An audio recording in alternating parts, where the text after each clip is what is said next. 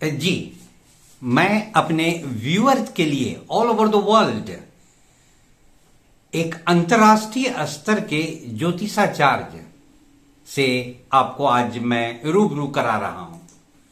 वे हैं ज्योतिषाचार्य हैं doctor P Sanjay.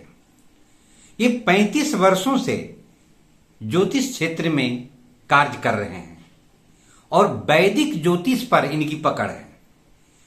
वे सर्वतो भाद्रपद चक्र, संघट चक्र, कोटा चक्र पर इनकी पकड़ है।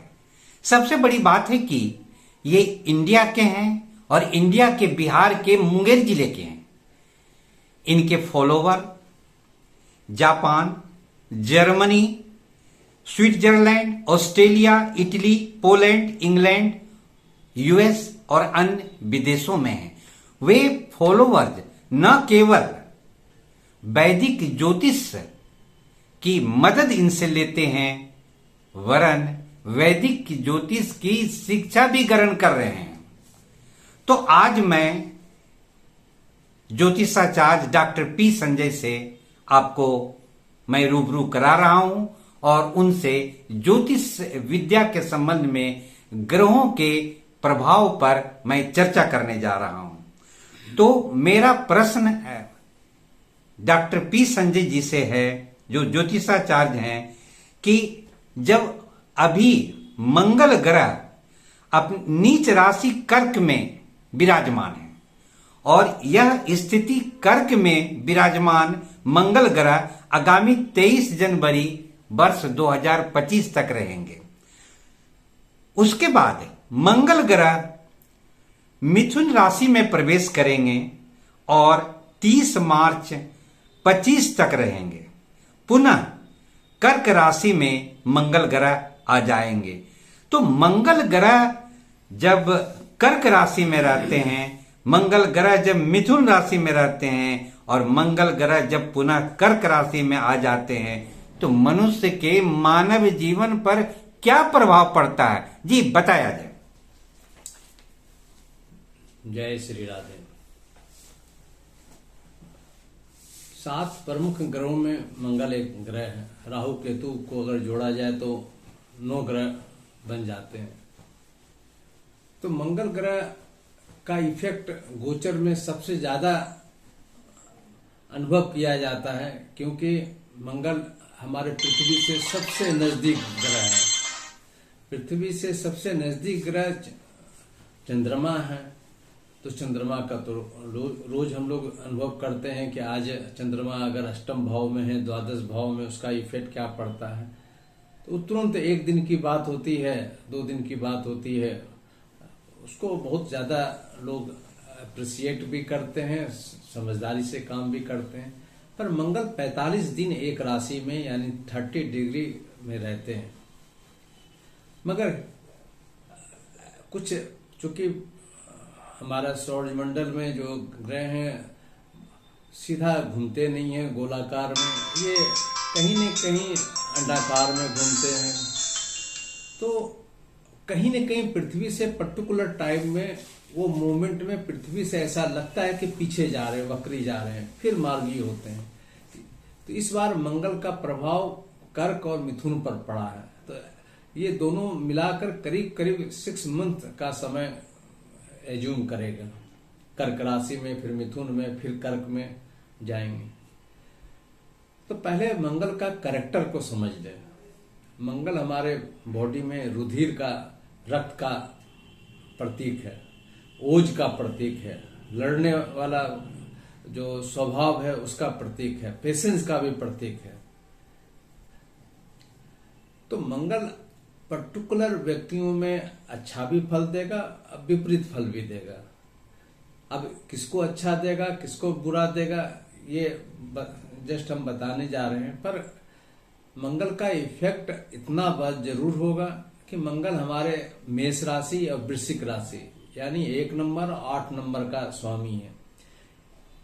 तो मंगल अगर नीच राशि में आए हैं तो स्वभावतः हमारे मन मस्तिष्क कहीं न कहीं इस सभी का परसेंटेज में कुछ किसी का 2% है, किसी का 5% है, किसी का 90% भी होगा।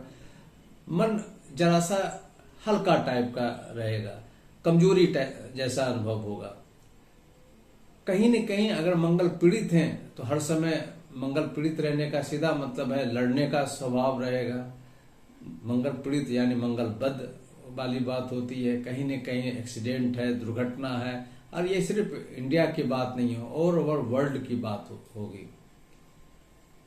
तो ये मंगल ग्रह पित्त का भी कारक है, यानी हमारे बॉडी में पित्त कमजोर होने लगेगा तो पित्त से संबंधित कष्ट भी होगा, या किसी किसी का पित्त बढ़ने भी लगेगा अदर प्लेनेट का इफेक्ट के कारण, तो वो भी प्रॉब्लम के बात है। पित्त बढ़ने का मतलब है एग्रेसिवनेस ज्यादा बढ़ेगा। दूसरा अष्टम स्थान है। अष्टम स्थान का सीधा मतलब है मूत्र प्रदेश, गुप्त प्रदेश। तो खासकर महिलाओं के लिए मेंस्ट्रुएशन पीरियड जो उसका अनियमितता है वो कहीं कहीं पर लोगों में ज्यादा देखा जाएगा। पुरुष वर्ग में भी किडनी से रिलेटेड, मूत्र से रिलेटेड, इम्पोर्टेंसी, ये सब चीज कुछ ज्यादा दिख सकता है। ये कॉमन सब के लिए, किसी में ज्यादा होगा, किसी में नाम मात्र का होगा। ये अब इसमें किस किस राशियों पर ज्यादा प्रभाव पड़ेगा? कुछ लगन पर भी प्रभाव पड़ेगा ही। तो सबसे जो एग्रेसिव राशियां हैं वो है मेष राशि हैं, सिंह राशि हैं, धनु राशि हैं। ये अग्नि तत्व वाले राशि हैं। अग्नि तत्व के राशि में अग्नि का प्रभाव ही कम हो रहा है। ऑब्वियसली है कि ये तीनों राशियां अभी जैसे चुनाव होने जा रहे हैं उसमें सब लोग जितना जरा सा मुश्किल ऐसा होगा, अदर प्लेनेट बहुत मजबूत है तभी जीत पाएंगे, अदरवाइज मुश्किल होगा। जनरल जो कोई अगर बिजनेस में है उसको लॉस हो रहा है। अब जैसे मेष वाले को तो चौथा में बैठेंगे तो हर समय घर से दूर जाने का मन करेगा। चौथा घर वाला स्थान है। कुछ कुछ घर में किचकिच होगा या जगह जमीन का प्रॉब्लम होंगे। किसी किसी को हार्ट का प्रॉब्लम मेष राशि वाले को या लगन वाले को अनुभव करवाएगा। तो ये जो चौथा से संबंधित मंगल का जो प्रभाव है वो कहीं न कहीं डिस्टर्ब करेगा। तो ये फिर बताने का सीधा मतलब है कि अगर आप अलर्ट हो जाएं तो बहुत चीज आप सुधार सकते हैं। उसको हम अभी से क्या हम प्रिकॉशनरी मेजर ले सकते हैं, उसके अनुसार आप बहुत हद तक, अब हार्ट का प्रॉब्लम कुछ हो रहा है तो ऑब्वियसली है जरा सा जांच करवा लें, जरा सा मूवमेंट करें, जरा सा जो भी हर्बल है, एलोपैथ है, जो भी आप लेते हैं उसको पंचुअल लीजिए ताकि उसका इफेक्ट हम कम कर सकें। सिंह राशि वाले का 12th में मंगल जाएंगे। 12th का मतलब हो जाता है जो भी हमारे प्लेजर है, खाली सिर्फ बेड प्लेजर का बात नहीं, जो भी हमारा प्लेजर है, चाहे गाड़ी घोड़ा है, चाहे वो कंप्यूटर है, मोबाइल है, पत्नी है, सब ऐसा लगेगा, पति है, सब ऐसा लगेगा कि डिस्टर्ब है। किसी को बीमारी हो गया, कोई पार्ट हमारा कंप्यूटर का है, किसी मशीनरी का है, वो खराब हो रहा है। तो ये मंगल से रिलेटेड प्रॉब्लम, जिनका कुंडली में मंगल बहुत अच्छा है तो जरा से इफेक्ट कम पड़ेगा। अदरवाइज जिसका मंगल कंबस्ट है शनि के साथ में या राहु के साथ में अंगारक योग है तो ऐसे लोगों को डिस्टर्ब ज्यादा देगा। मंगल वाले जो सिंह राशि वाले का मंगल 12th में है तो एकदम आप मेंटली तैयार रहिए, ऑब्जर्वेशन मोड में रहिए। वो लड़ने का भी कोशिश कराएगा। कहीं न कहीं लीगल मैटर पर अगर आपके बेल में है तो बेल टूटने का योग बनेगा, कहीं मारपीट में जेल जाने का योग बनेगा। तो ये सब अगर जानकारी रहेगा ना तो आप बहुत हद तक चीज को सुधार सकते हैं। धनु राशि वाले का, धनु राशि का 8 में मंगल आएंगे, अष्टम में आएंगे। तो अष्टम में मंगल आएंगे तो भी कभी कभी मूत्र से संबंधित परेशानी दे सकता है, यात्रा में चोट चाट दुर्घटना दे सकता है, अचानक लाभ सोच रहे हैं पर अचानक लाभ नहीं देगा। ये धनु वाले का भी कहीं न कहीं प्रॉब्लम अनुभव कराएगा। अब मंगल नीच वाले को तो पहला है कि हनुमान चालीसा आंख मूंद कर प्रतिदिन पढ़ना चाहिए। अब मेरे समझ से खासकर मेष वाले, सिंह वाले, धनु वाले को अभी रेड कलर बहुत ज्यादा नॉन वेज ये सब नहीं खाना चाहिए, क्योंकि उससे और पित्त बढ़ेगा, गुस्सा और बढ़ेगा। तो भी शांत करने की बात कीजिए। पूजा पाठ में यह ऑटोमेटिक स्टेबलाइजर का बात करता है, बढ़ा हुआ है तो कम जाएगा, कमा हुआ है तो बढ़ जाएगा। और मंगल तोड़ फोड़, अगर मेरा अनकंफर्टेबल जोन में है तो तोड़ फोड़ करेगा। तो अब कोई नहीं कोई मिट्टी का बर्तन हो, बहुत अच्छा, अगर स्टैंडर्ड अगर आप तोड़ फोड़ करना चाहते हैं तो आप प्रत्येक मंगलवार को नारियल जाके शिवालय में उसको फोड़कर शिवलिंग पर चढ़ा दीजिए, किसी हनुमान जी के मंदिर पर चढ़ा के उनके चरणों पर जल चढ़ा दीजिए। क्योंकि मंगल में प्राय टूट फूट का शिकायत ज्यादा होता है, चाहे सामान टूटे या हमारे शरीर का अंग टूटे, चाहे वो लड़के टूटे या एक्सीडेंट से टूटे। देखिए, जानकारी रखने का बहुत लोग इसका अलग अलग इंटरप्रिटेशन लोग करते हैं कि जानकारी निगेटिव हो जाता है तो हम लोग डर जाते हैं। अब उसको एक दूसरा कहानी से बताते हैं, फिर किसको किसको अच्छा देगा वो भी बताएंगे। अब अंधकार में, अब एकदम घोर अंधकार में चल रहे हैं, कहीं कोई लाइट नहीं है, तो कोई दोस्त मिल जाता है, साथ में दोस्त है, तो लगता है कि चलो दो आदमी तो हैं, एक मनोबल बढ़ता है। तो शनि के प्रभाव को या मंगल के प्रभाव को कोई दोस्त मिल गया, मंगल के प्रभाव में दोस्त हैं, सूर्य हैं, बृहस्पति हैं, तो ये सब अगर दोस्त मिल गया तो कहीं ना कहीं हमको मदद मिल रहा है। पर अगर हमको कोई दोस्त नहीं मिला, अगर सिर्फ हमको एक लाइट दिखाई पड़ गया कि ये रोड यहाँ जा रही है, यहाँ पर बहुत बड़ा गड्ढा है, तो कोई दोस्त भी नहीं रहेगा तो भी मैं ज्यादा उससे बेटर अपना डेस्टिनेशन तक पार कर सकता हूँ, जो भी हडल है। तो वो जो लाइट है वो ज्योतिष है। ज्योतिष में हर समय पॉजिटिव सोचिएगा कि पॉजिटिव ही कोई मेरा दोस्त आपको रिपोर्ट देगा। तो आप अंधकार में जीना चाहते हैं तो जरा सा आपको परेशानी ज्यादा होगा।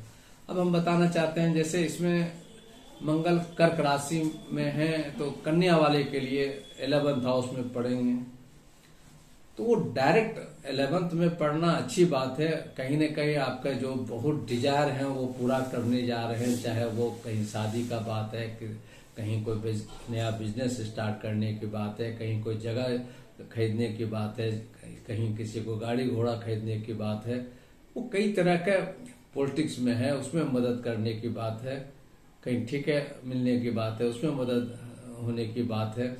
मगर वो कहीं न कहीं चूंकि नीच राशि से उसको फायदा देगा, तो पहले वो कुछ गड़बड़ दिखाई पड़ेगा तब पॉजिटिव देगा पॉजिटिव। तो कन्या राशि वाला कहीं न कहीं आप तैयार रहिए, कुछ अच्छे अपॉर्चुनिटी आपके साथ आने जा रहे हैं। और चूंकि जरा सा नीच भाव में 11th में है, और कन्या वाले के लिए जरा सा अष्टमेश भी बन जाते हैं, फिर भी बहुत हद तक मददगार गोचर का फल होता है। मेन दशा का फल होता है, फिर भी गोचर में भी उसका इफेक्ट अच्छा होता है। सेकंड में अभी कुंभ राशि वाले काफी डिस्टर्ब चल रहे हैं, 7.5 अलग है। अगर शनि का दशा भी चल रहा हो तो वो भी उन लोग के लिए भी मंगल छठे भाव में आएंगे। छठे भाव का मंगल का मतलब है कि हमारे कुछ शत्रु है वो कंप्रोमाइज करेंगे, या आपके कोर्ट कचहरी में चल रहे हैं उसमें आपको मदद जजमेंट में आएंगे। आपके कहीं न कहीं रोग दोष को भी वो दूर करने की बात करेंगे, आपको हौसला भी बढ़ाने की बात करेंगे। तो कुंभ वाले राशि वाले भी कहीं न कहीं बेनिफिटेड रहेंगे। उसके बाद आते हैं वृषभ राशि वाले, तो वृषभ का भी मंगल 3rd में आएंगे। तो 3rd है यानी पराक्रम है, तो कहीं न कहीं आप अपने पराक्रम से कई तरह के प्रॉब्लम सॉल्व भी कीजिएगा, और कई तरह के प्रॉब्लम को आप उस पर आप विजय भी प्राप्त कीजिएगा। वृषभ राशि का जो 7th हाउस हो जाते हैं, पत्नी स्थान हो जाते हैं, पति स्थान हो जाते हैं, वहां भी कहीं न कहीं कुछ गड़बड़ी है, तो उसको भी कहीं न कहीं कॉम्प्रोमाइज करने की बात होगा। यानी वृषभ वाले भी कहीं न कहीं बेनिफिटेड होंगे, धन प्राप्ति में भी मदद मिलेगा। फिर बताना चाहेंगे कि मंगल क्योंकि पृथ्वी से सबसे नजदीक प्लेनेट है, इसलिए इसका इम्पैक्ट हमारे मानव जीवन पर होगा। और रही बात है वर्ल्ड पैमाने पर, स्थिति गंभीर बना हुआ है, पर मेरे समझ से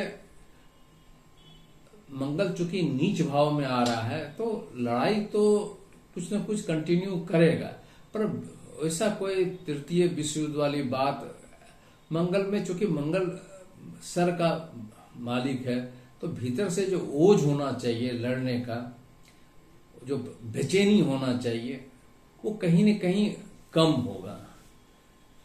आपस में लोग मेंटली डिस्टर्ब रहेंगे, वीक रहेंगे, गुस्सा करेंगे, मारपीट करेंगे, पर एक समूह में कोई बहुत बड़ा लड़ाई हो, ये जरा सा मंगल नीच होने से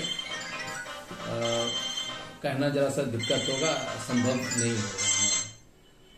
और मंगल को शांत करने के लिए, चूंकि वो सर का मालिक है, मेष का मालिक है, वृश्चिक का मालिक है, तो कहीं न कहीं मीठा चीज को उसका रिप्रेजेंटेशन होता है, तो गुड़ हो, बेसन का लड्डू हो, ये सब दान करना चाहिए, उससे भी मदद मिलता है।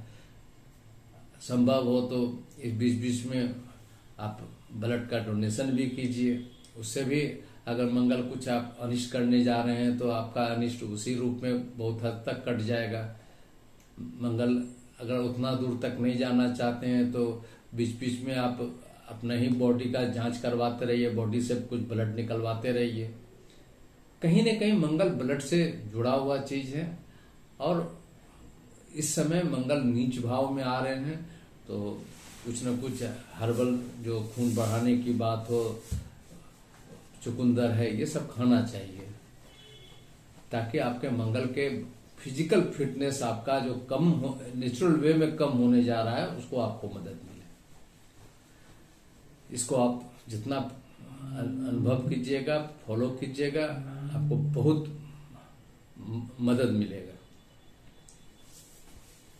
जी, बहुत बहुत आपको धन्यवाद। मैं मुंगेर, बिहार, इंडिया से श्री कृष्ण प्रसाद।